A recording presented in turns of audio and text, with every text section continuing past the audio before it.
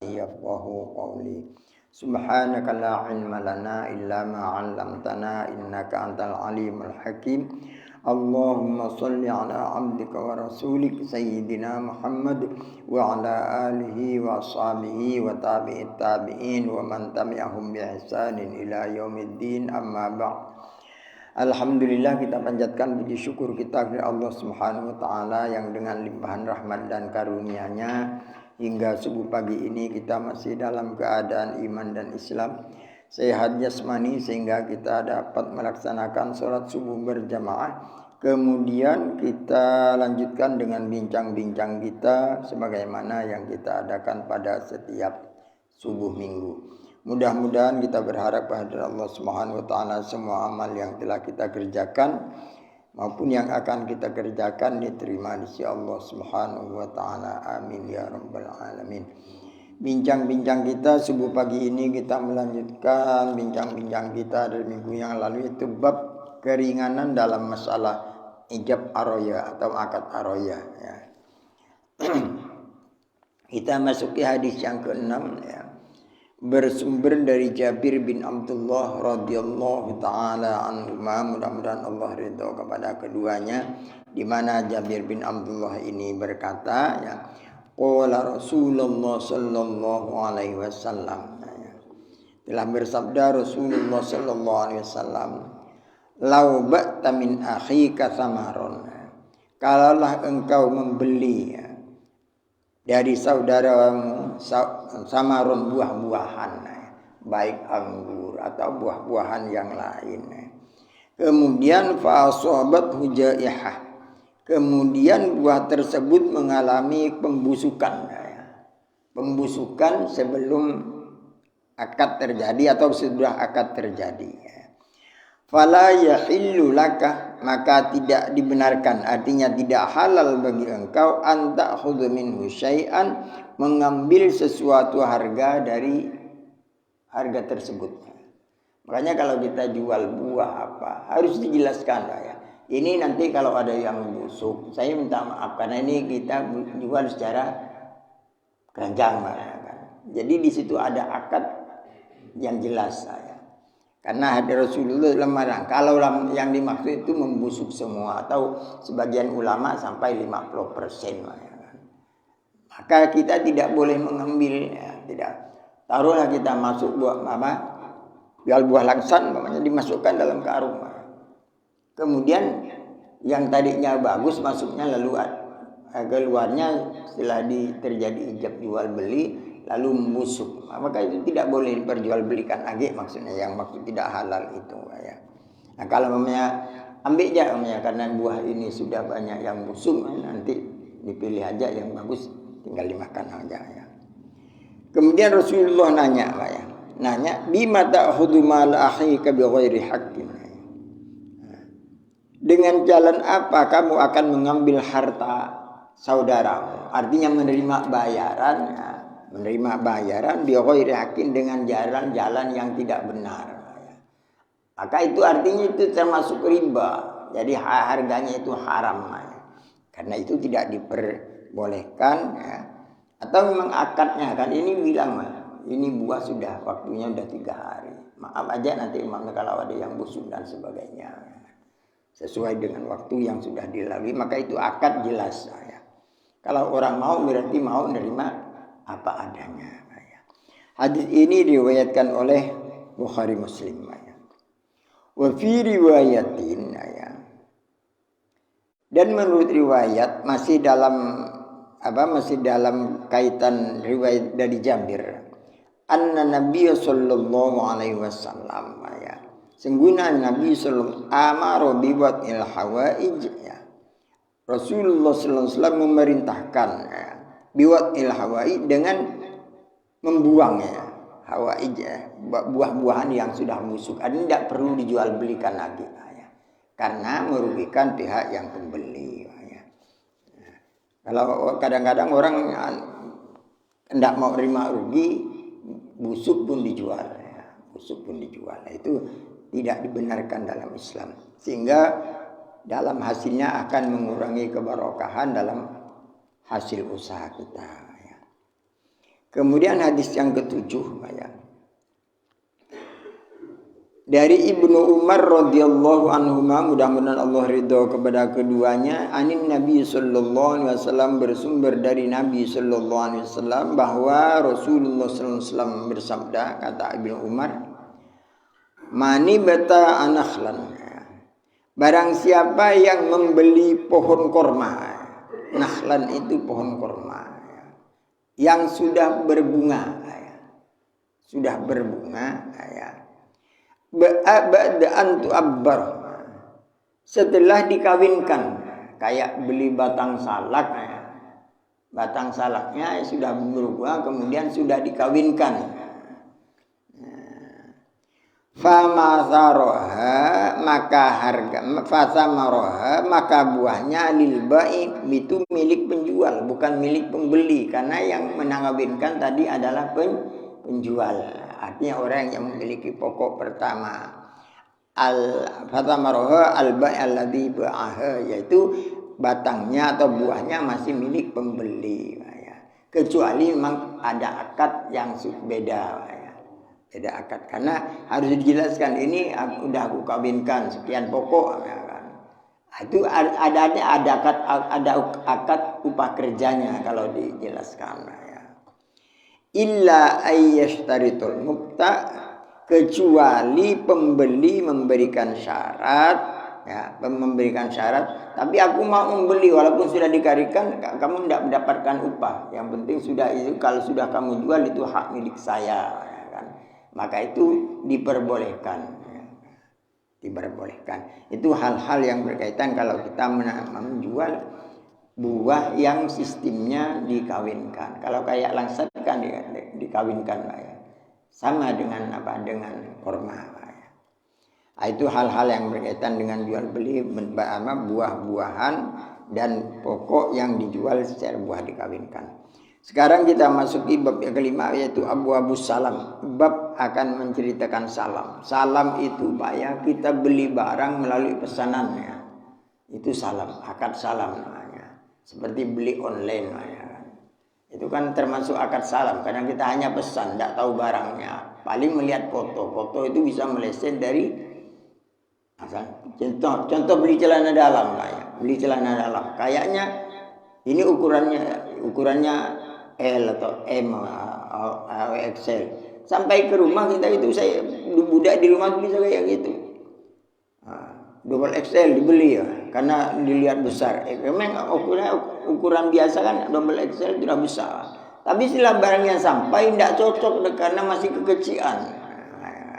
Itu akad salam. Jadi itu tidak menjadi masalah, tinggal diuraikan. Jadi dalam Islam akad salam itu ada. Itu akad pesanan. Wal qardi, dan akad pinjam meminjam, utang piutang, minjam meminjam benda, warrohni, dan akad gadai. Jadi gadai itu memang sudah ada istilah dari zaman Rasulullah, sudah ada kan. Cuman aturannya nanti kita sesuai dengan ajaran Rasulullah SAW. Hadis pertama dari bab ini bersumber dari Ibnu Abbas radhiyallahu anhu. Ibnu Abbas berkata, qadiman Nabi sallallahu alaihi wasallam al-Madinah, ketika Rasulullah SAW pindah atau sampai di Madinah, pindah ke Madinah, wahum, dan penduduk Madinah itu, mereka, maksud wahum di situ adalah penduduk Madinah, yuslifuna fis simar, dia suka meminjamkan buah-buahan, mengutangkan buah-buahan, as-sanati, dengan jarak setahun, was-sanatain, dan 2 tahun, biasa dulu mungkin daerah kita juga pernah, contoh dulu itu kan zamannya ndak kayak sekarang. Kalau sekarang kan ndak ada hal, yang penting ada duit, ada beras. Kalau sekarang, kalau zaman dulu itu orang padi sudah mulai keluar buahnya tapi belum masak. Kemudian Pak Tugiono ada simpanan padi, saya datang dengan Pak Tugiono minjam padi entah berapa gantang. Nanti setelah saya panen baru saya bayar. Artinya waktunya itu Itu termasuk akad pinjam meminjam, dan itu di zaman Rasulullah sudah terjadi ya. Apa dibenarkan di dalam ajaran Islam? Faqalah, maka Rasulullah bersabda, man aslama fi samrin ya. Barang siapa yang meminjamkan dalam buah-buahan, tamrin ya seperti buah korma, tamrin itu mah. Jadi sebenarnya yang bicarakan di sini karena kebiasaan di sana korma ya. Yang bicarakan korma atau gandumnya. Fal yuslib fi kulli kailin, maka pinjamlah fi kulli kailin dengan bentuk takaran ya. Takaran makluman yang sudah maklum yang sudah diketahui ya. Berapa gantang kan. Atau berapa kilo kalau yang pakai takar. Wa wazn maklumin, dan timbangan yang sudah dikasih ila ajali maklum, sampai waktu yang sudah ditentukan. Saya minjam padi ini sampai nanti saya panen mana. Entah 10 kilo, 50 kilo ya. Padi yang dipinjam kering mana. Nanti bayarnya walaupun nanti sampai pas masa panen bayarnya harus dengan padi kering 50 kilo ya. Itu yang dah biasa. Andai kata dilebihkan ya. Andai kata dilebihkan dengan niat bukan hanya mencari keuntungan ya. Pak Teguh ini minjamkan memang ngutangkan 50 kilo. Kemudian saya bayar 55 kilo sebagai bukti terima kasih. Itu biasa ya. Yang penting waktu saya ngutang dengan Pak Tekiono sudah menetapkan nanti bayarnya ini 60 kilo. Itu yang tidak boleh karena sudah menjadi akad, artinya bisa bertambah padahal padinya itu aja. Nah, menurut sebagian ulama yang sangat teliti, dalam kitab Abdul Rafiq itu dijelaskan ya. Kalaulah buah walaupun padi sama padi, walaupun ada takaran itu bijinya tidak akan sama, harus terjadi dijelaskan. Kalau ada kekurangan sedikit atau kelebihan yang banyak, kita saling memaafkan. Harus ada ucapan gaya gitu.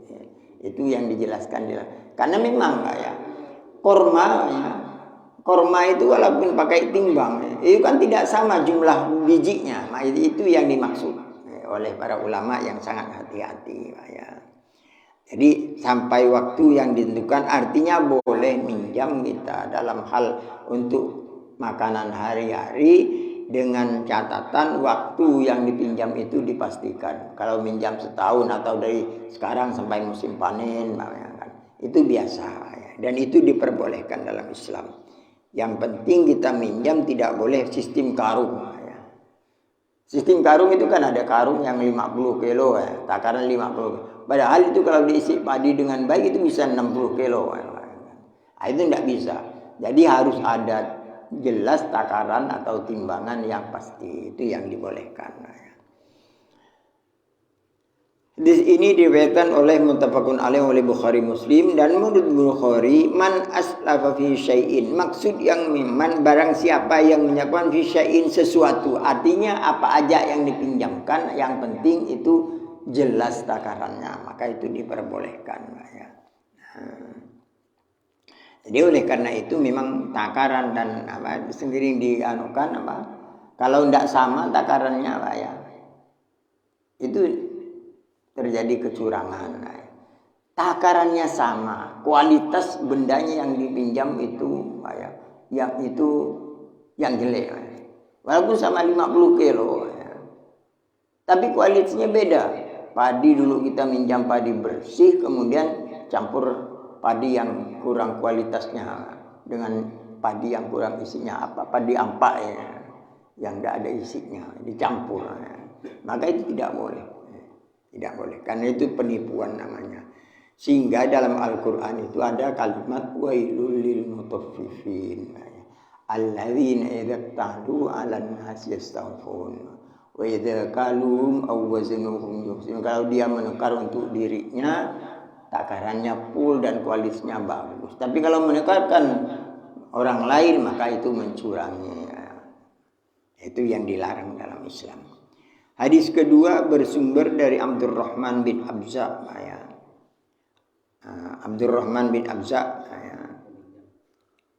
Ini Al-Khuzai ya. Al-Khuzai. Dari Abdullah bin Abi Aufa radhiyallahu anhu, mudah-mudahan Allah ridho kepada yang keduanya, keduanya berkata, kunna nusibul maghanimi ma'a Rasulullah sallallahu alaihi wasallam. Kami menerima harta rampasan bersama Rasulullah sallallahu alaihi wasallam. Artinya dalam keadaan perang terjadi kemenangan, maka banyak dapat harta rampasan. Wa kana yatina ambat min ambadis Syam. Dan ketika itu datanglah kepada kami petani-petani negeri Syam, fanuslifuhum fil hintah wasyair wazabib. Kemudian kami meminjamkan kepada mereka fil hintah. Hintah itu gandum yang masih belum jadi tepung, artinya masih padinya kalau kita padi. Wasyair dan syair, wazabib dan anggur. Wa fi riwayatin, dan sebagian azait itu artinya minyak untuk alat menggoreng. Ila ajalim musamma, sampai waktu yang ditentukan. Qila, sebagian orang nanya kepada Abdurrahman bin Abza dan Abdullah bin Abi Aufa ini, anak akan lahum zar'un, adakah mereka itu punya tanaman untuk disiapkan untuk pembayarannya. Jadi ada yang nanya, adakah mereka itu punya tanaman yang untuk persiapan untuk membayar yang minjam kepada para tentara yang mendapatkan rampasan perang itu. Qala, keduanya berkata atau menjawab, ma kunna nas'aluhum dzalik, kami tidak menanya kepada mereka tentang itu. Artinya kalau kita mau mengutangi seseorang, tidak perlu menanyakan kamu punya persiapan tidak untuk bayar utang. Artinya kalau terjadi kayak gitu, maka artinya kurang percaya terhadap sesama saudaranya. Karena itu tidak perlu nanya. Yang penting kalau sudah kayak gitu, aturan sudah ditentukan, maka saling menjaga tanggung jawabnya. Hadis diriwayatkan oleh Imam Bukhari. Jadi meminjam itu dari dulu itu diperbolehkan. Bahkan sampai uang, bahkan kalau emas. Itu biasa zaman dulu. Kalau sekarang karena banyak cara. Ada pinjaman koperasi, jadi orang nggak kayak dulu zaman sekarang. Tinggal kita terserah meneliti boleh atau tidaknya sekarang yang akan kita kerjakan. Kemudian hadis ketiga bersumber dari Abu Hurairah radhiyallahu anin Nabi sallallahu alaihi wasallam, qala, dari Nabi sallallahu alaihi wasallam, Abu Hurairah berkata, man akhadha amwalan nas, barang siapa yang mengambil harta orang.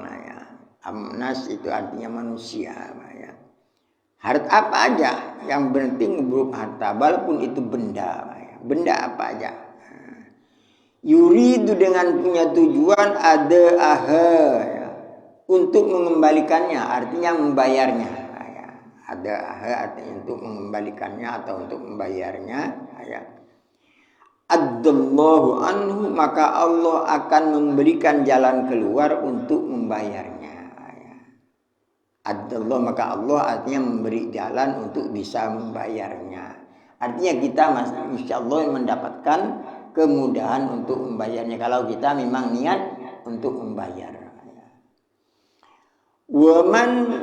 Waman akhadha yuridu itlafaha, dan barang siapa mengambil harta saudaranya atau manusia, yuridu, dengan tujuan itlafaha, menghabiskannya. Menghabiskannya memang punya keentengan. Saya minjam dengan Pak Tikono, kan. Memang tujuan saya tuh Pak Tikono orang senang nanti. Karena dilihat Pak Tujuan kita tidak punya apa, memang meminjam untuk keperluan kita, tidak punya niat untuk membayarnya. Kan ada orang yang modal kayak gitu, ada ya. Maka kata Rasulullah, atlafahullah, maka Allah akan membinasakannya, tidak akan mendapatkan jalan. Nah, jadi artinya orang yang punya niat akan membayar lillahi ta'ala, Allah memberikan kemudahan untuk bisa entah dengan cara apa. Ya. Saya dulu di Sambas itu ada paman saya. Paman kurang lebih tahun 63 itu. Zaman dulu itu Pak ya, karena memang semangat orang haji zaman itu Pak, semangatnya ada, walaupun modal berutang. Dia sudah daftar. Setelah daftar, kalau zaman dulu kan pakai undi jamaah haji. Kalau sekarang kan pakai giliran ya. Dulu pakai undi. Walaupun daftarnya undi, kalau nanti diundi itu dia yang keluar, maka dia bisa berangkat langsung. Pada tahun 63 itu Pak ya, namanya Abdul Qadir Pak ya. Itu Pak waktu itu tidak salah dia setor biaya haji pertama waktu daftar itu 25.000 Pak ya. 25.000. Sampai waktu pencabutan undi namanya keluar Pak ya. Bayaran waktu itu 100 lebih ribunya. 100 lebih. Itu tahun 63 ya. Jadi karena banyak kekurangannya Pak ya. Banyak kekurangannya. Lalu ada orang yang kasihan karena namanya sudah keluar dan orang itu punya duit Pak ya. Memang orangnya jujur makan Abdul Qadir ini Pak ya. Cuman memang tidak punya kemampuan dari segi materi ya. Lalu dibantulah oleh orang, ditutup semua kekurangannya itu dan berangkatlah dia haji. Kemudian balik dari Mekah dia susah cerita dengan almarhum bapak saya. Saya menyuruh ini sorban ini punya orang nih masih kan, karena masih belum dibayar maksudnya. Jadi sorban yang saya pakai ini masih punya orang karena ini belum dibayar. Doakan saya mudah-mudahan dapat jalan karena saya memang niat untuk bayar. Kemudian orang itu Pak ya karena mungkin susah kepingin bayar karena dibawa urusan ibadah haji. Akhirnya itu dikasih pekerjaan Pak oleh orang. Orang itu orang yang ngasih pekerjaan itu orang pemborong jalan kalau sekarang ya. Pemborong jalan dikasih suruh ngurus itu aja ya. Ngurus itu sehingga dengan itu ngurus pekerjaan kuli itu akhirnya bisa bayar Pak utangnya. Itu artinya yang dimaksud Abdullahu ya. Allah akan memberikan jalan agar orang itu bisa membayar. Tapi kalau orang tidak membayar ya, memang dia tidak bayar itu sulit untuk dapat pekerjaan. Saya punya pengalaman juga. Ini saya kadung cerita masalah pinjam meminjam Pak ya. Ada suatu hal yang menurut hukum boleh Pak ya. Niat untuk membayarnya ada Pak ya. Tapi sulit untuk membayarnya Pak ya. Ini harus saya cerita. Dan itu saya dapat pesan. Itu sangat dipesan oleh almarhum bapak saya. Kalau keuangan masjid, bapak uang masjid ini punya kas 100 juta. Lalu ada warga mau minjam. Ada warga. Sebenarnya itu kan duit tidak dipakai ya. Sebelum diperlukan kan duit itu dia diam. Tapi kalau duit masjid jangan Pak. Sampai sekarang ya. Itu saya perhatikan betul. Termasuk masjid kami itu. Masjid Adur Nafis itu. Itu saya punya cerita sendiri. Ada orang-orang itu jujur, ahli ibadah. Orang itu memang jamaah masjid betul. Tiap waktu. Dia zaman dulu itu kan masalah ekonomi kan sangat sulit Pak. Kerjanya orang itu gesekkan juga. Orang taat beribadah. Tapi karena minjam duit masjid memang sulit Pak untuk bayarnya. Dia bahkan sampai meninggal Allah maafillah. Tidak bisa bayar. Bukan dia ada. Bekerja dia. Tapi kayak emang sulit. Karena apa? Mungkin karena orang menyumbang niatnya untuk masjid, untuk tempat ibadah lalu kita gunakan. Itu walaupun dalil hukum boleh kalau Dari segi hukumnya boleh. Tapi itu pengalaman sampai ke Pontianak ini saya rasakan Pak. Itu saya tidak tahu asalnya Pak ya. Kan biasa kalau masjid itu punya kas saya. Itu masjid ini saya cerita. Jadi kalau masjid ini punya kas, kalau mau minjam hati-hatilah. Nah, ke masjid saya itu kan saya tidak masuk pengurus, cuma istilah jemaah aktif di situ Pak ya. Keuangan masjid itu diumumkan Pak, utuh Pak ya. Utuh diumumkan. Jadi pas waktu mau bangun yang sekarang nih Pak ya, baru pengurus-pengurus itu cerita dengan saya. Karena mungkin keuangan diperlukan, sedang duitnya tidak ada. Gini Pak, sebenarnya kita ini mau cerita masjid mau dibangun, duit yang diumumkan setiap Jumat itu hanya namanya, itu duit entah beberapa puluhan juta yang ada di tangan orang kan. Sehingga itu yang minjam itu pegawai negeri Pak, tidak mungkin kan pegawai negeri bisa cari cara tak minjam dengan bangka untuk bayar itu, tapi sampai sekarang tidak bayar. Sampai pengusaha satu pengurusnya itu Pak ya, cerita dengan saya, orang yang minjam itu dipanggil Pak. Dipanggil karena tidak mau bayar dan diancam. Keuangan itu yang diumumkan setiap Jumat itu diantaranya dipakai oleh kalian. Kalau memang kalian tidak mau pakai, tidak mau bayar, akan kami umumkan dan kami keluarkan. Tapi kami umumkan secara ke masyarakat, biar masyarakat tahu. Jangan ada masyarakat punya bahwa keuangan itu dipakai oleh pengurus. Kemudian dia minta ampun jangan sampai diumumkan kalau kami akan bayar nyicil. Sampai sekarang tidak bayar Pak. Itu cerita Pak ya. Minjamnya boleh tapi sulit untuk bayarnya Pak. Ya, sulit untuk bayarnya. Entah mungkin entah bagaimana pikiran orangnya. Dan itu almarhum bapak saya, kakek saya pesan, pokoknya kalau di masjid jangan sekali-kali dipakai untuk keperluan pribadi. Walaupun kita punya duit mau bayar, sudah mau bayar, ada keperluan kita yang lebih penting menurut kita, akhirnya tidak jadi bayar katanya. Jadi ada aja yang jadi jalan untuk bisa tidak bayar itu. Itu almarhum, kalau almarhum bapak saya mewanti-wanti. Jangan sekali-kali menggunakan duit masjid kalau untuk keperluan pribadi. Karena itu orang berniat menyumbang masjid lalu kita pakai. Akhirnya kita mungkin karena itu dianggap harta masyarakat ramai. Istilah harta masjid. Masjid itu tidak ada yang miliki, hanya Allah. Sehingga kayak gitu. Itu diwanti-wanti kalau saya.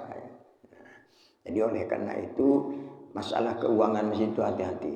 Setelah orang itu cerita-cerita dengan saya, Bapak Masjid itu, saya sampaikan apa yang menjadi wasiat almarhum bapak saya dengan pengurus masjid.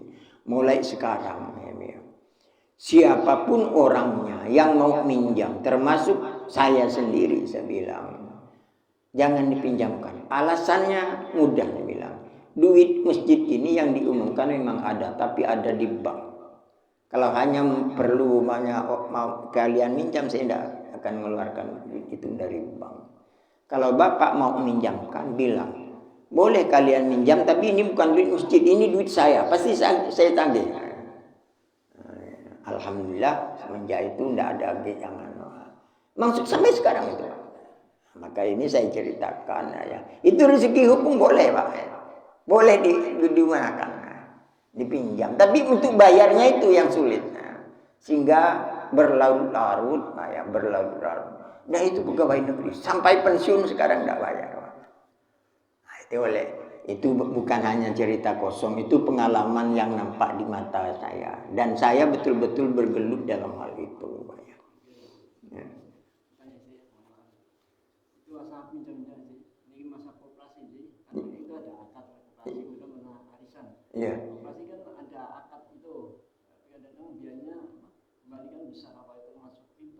Iya ya. Biasanya punya tinggi. Iya ya. Kemudian arisan sih. Jadi biasanya kan ada pembahasan. Tapi kalau biasanya kan saya dapat pertama, tapi kalau minta bayar, nah itu gimana itu? Apa boleh kan bayar itu? Yang itu apa termasuk? Gini, kalau masalah koperasi itu sama hukumnya dengan apa ya? Seperti model BMT dan sebagainya itu sama sebenarnya, cuma namanya ya yang berbeda. Kalau memang itu memberatkan, tidak usah dikerjakan, Pak. Tidak usah dikerjakan. Karena banyak orang yang menggunakan duit BMT. Sekarang kalau di Pontianak ini, kalau BMT swasta itu kan yang paling BMT Sidogiri ya. Itu saya tanya, tinggi kan, di atas 2% katanya. Itu. Walaupun akadnya secara Islam, kalau memberatkan tidak usah dikerjakan ya. Cari cara lain. Karena kita yang nanggung kan. Saya tidak mengharamkan karena sudah banyak orang yang saya bilang. Cuman hati-hati ya. Karena itu memang melilit. BMT Sidogiri itu saya dengar mirip-mirip KU, Pak. Di atas 2%. BMT Sidogiri itu. Nah, sama dengan dia. Jadi itu masalah keuangan ya. Dan itu lumrah. Saya tidak berani mengatakan haram karena sekarang itu lumrah hal itu. Baik itu koperasi, Pak ya. Cuman kalau memang tidak perlu, hati-hatilah, Pak ya. Hati-hati dalam hal itu karena kita tidak takut termasuk ke dalam hal yang demikian, Pak ya. Kalau arisan, Pak ya, itu yang saya tidak suka, Pak ya. Yang tidak suka. Karena insya Allah termasuk cabang ini, coba ya. Ada orang arisan. Jumat yang lalu itu ada jamaah di Masjid Al-Muhajirin nanya, bagaimana Pak hukumnya orang membeli arisan? Saya kan tidak tahu. Maksud membeli arisan itu bagaimana? Saya ikut arisan, anggotanya 20 orang. Per orang katanya 500. Kalau 20 orang berarti kan 10 juta. Kemudian saya dapat, lalu Pak Tukiono ini memerlukan duit. Lalu Pak Tukiono beli. Jatah saya ini beli. 10 juta itu yang penting dikasih, saya bayar 1 juta. Itu tidak boleh saya bilang. Masa belum-beluman sudah 1 juta, padahal nanti bayarnya tetap 10 juta kan. Itu tidak boleh saya bilang. Kalau memang mau nolong kawan, berikan hak kita. Nanti karena saya sekarang tidak perlu, saya nunggu giliran dunia. Kalau ente dapat giliran baru bayar saya. Kan itu udah pasti, Pak. Tidak akan mungkin bohong kan. Pas gilirannya kan ada ketuanya kalau itu yang tidak dibolehkan, Pak. Dan itu biasa di masyarakat. Jangan dibiasakan saya bilang. Kalau kita mau menolong kawan, berikanlah. Tinggal kita nunggu giliran yang kedua. Coba bayangkan 500 itu kalau kita kerja harian, Pak. Mau 3 hari kan baru dapat 500. Lalu itu diam-diam duit 10 juta dapat 1 juta saya bilang. Itu sangat memberatkan saya bilang. Jadi kalau kita mau membantu orang, bantulah dengan lillahi ta'ala. Insya Allah kita tidak akan mengalami kesulitan. Jadi jangan dibiasakan hal-hal kayak gitu. Kita lanjutkan. Yurida'adallah. Kemudian hadis yang keempat. Hadis yang keempat ini bersumber dari Siti Aisyah radhiyallahu anha, mudah-mudahan Allah ridho kepadanya. Qalat Siti Aisyah berkata, "Qultu," kata Siti Aisyah, saya bertanya kepada ya Rasulullah, "Inna fulanan qadima lahu bazzun minasyam."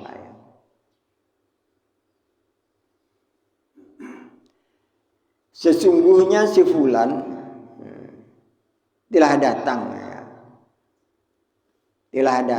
baginya bawa pakaian dan artinya orang mau menjual pakaian, Pak ya. Falau ba'ista ilaihi, kalaulah engkau wahai Rasulullah mengutus seseorang kepadanya, fa akhadta minhu saubaini nasi'atan, dengan mengambil pakaian darinya, saubaini 2 pakaian atau 2 helai pakaian, nasi'atan dengan bayaran tempo ya, ila maisaro, sampai ada ke lapangan, sampai ada ke lapangan, artinya waktu kata Siti Aisyah kepada Rasulullah, "Falau ba'ithta ilaihi, kalaulah engkau nyuruh orang, fa akhadtu, ada minta minjam ngutang pakaian minhu dari pedagang tadi, Pak ya. Saubah ini 2 pakaian masih atan dengan waktu bayar tempo ila maisar sampai ada ke lapangan keuangan, Pak ya. Maka itu laksanakan, diperbolehkan. Kemudian Rasulullah SAW faba'atha ilaihi, kemudian Rasulullah mengutus seseorang menjumpai orang yang dari Syam tadi, Pak ya, ilahi famtana'ah, tapi orang yang datang itu, Pak ya, tidak mau memberikan. Itu kan haknya, tidak bisa dipaksa orang. Saya mau ngutang dengan Pak Tugono, itu hak Pak Tugono, masa saya paksa? Maka itu tidak jadi masalah kalau dia rela sama rela dan percaya sama percaya. Jadi kali itu diperbolehkan juga kan. Yang penting betul-betul dibayar. Tapi kalau yang pemiliknya tidak bayar, sebagaimana namanya famtan, artinya dia menolak untuk memberi pinjaman atau hutangan, maka itu tidak apa-apa, Pak ya. Hadis ini diriwayatkan oleh Al-Hakim dan Baihaqi, dan para rawinya, rijalnya ya, thiqatun adalah orang-orang yang dipercaya, Pak ya. Jadi hal-hal pinjam meminjam itu memang sudah dari zaman Rasulullah Sallallahu Alaihi Wasallam. Kemudian masuk di hadis yang kelima, bersumber dari Abu Hurairah berkata, qala Rasulullah Sallallahu Alaihi Wasallam, al-zuhru yurkabu binafaqatihi. Al-zuhru, punggung hewan. Punggung hewan, tak punggung sapi, punggung kuda, atau punggung onta, maka dimaksud yurkabu, boleh ditunggangi binafaqatihi, dengan membayar biaya. Idza kana marhunan, ya apabila hewan itu marhunan adalah hewan gadaian, ya. Artinya apa ya? Kalau dibahasakan bahasa bebas, Pak ya. Hewan yang digadaikan boleh ditunggangi oleh pengurus pegadaian. Motor kita digadaikan kepada seorang, oleh orang yang menerima gadaikan boleh mana? Itu diperbolehkan. Tapi maksud pembayaran di sini binafaqati yurkabu, artinya membayar kalau dia orang yang, kalau itu hewan wajib memberi makan. Wajib memberi makan, waktu diwajib diberi jamu dan sebagainya, biar kesehatannya terus terpelihara. Walabanun, dan susunya adaru yang diperah, ya. Yusrobu, boleh diminum. Pak Tugiono gadaikan sapi perahnya dengan saya, saya bayar digadai, ya. Boleh saya ngambil susunya, memerah susunya, yusrobu artinya boleh mengambil susunya, binafaqati, dengan membayar, ya, sesuai dengan harga susu. Idza kana marhunan, apabila hewan yang diperah susunya itu marhunan, digadaikan. Wa alal ladzi, dan bagi orang yarkab yang menunggangi, wa yashrabu, dan yang meminum susu tadi, an-nafqah itu adalah kena biaya. Artinya wajib membayar biaya kerugiannya. Karena gadainya tetap nanti pasti dibayar. Kalau gadai barang, Pak ya. Kalau dalam Islam itu ada biaya pemeliharaannya, ya, dan penjagaan barang. Pembayaran mana kan kalau digadai secara sekarang saya tidak tahu, Pak ya. Pak Tugano nitipan barang dengan saya, boleh saya minta begadai berapa, ya kan? Pak Tugano, tapi saya kenakan biaya pemeliharaan, ya. Biaya pemeliharaan, ya. Maka itu biaya, kalau sekarang boleh mungkin dibiayakan biaya administrasi, itu boleh, Pak ya. Nah, kalau sampai janjinya saya wajib menagih Pak Tugiono. Kalau enggak boleh ini dijual.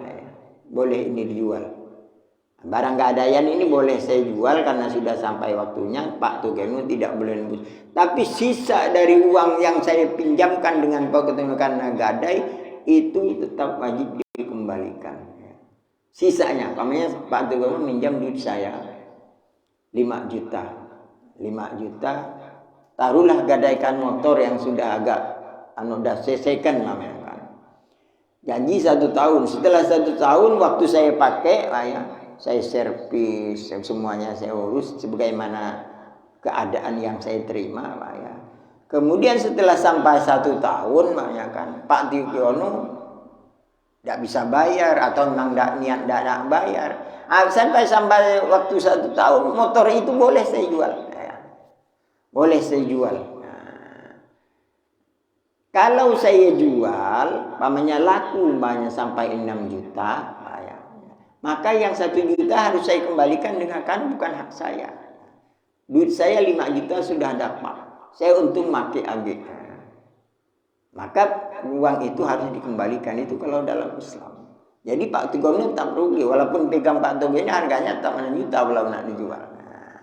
Itu hal-hal yang berkaitan dengan masalah gadai, jadi oleh karena itu memang gadai itu sudah ada dari dulu sampai sekarang pun ada, Karena itu memang dari zaman dulu, Mungkin ini hanya ini yang dapat kita ceritakan. Mudah-mudahan apa yang kita ceritakan ini menambah wawasan kita, tentang hal-hal yang berkaitan dengan masalah ekonomi dari zaman dulu sampai sekarang, Mari kita lanjutkan dengan zikir kita. Mudah-mudahan Allah ridho kepada pertemuan kita ini. Amin.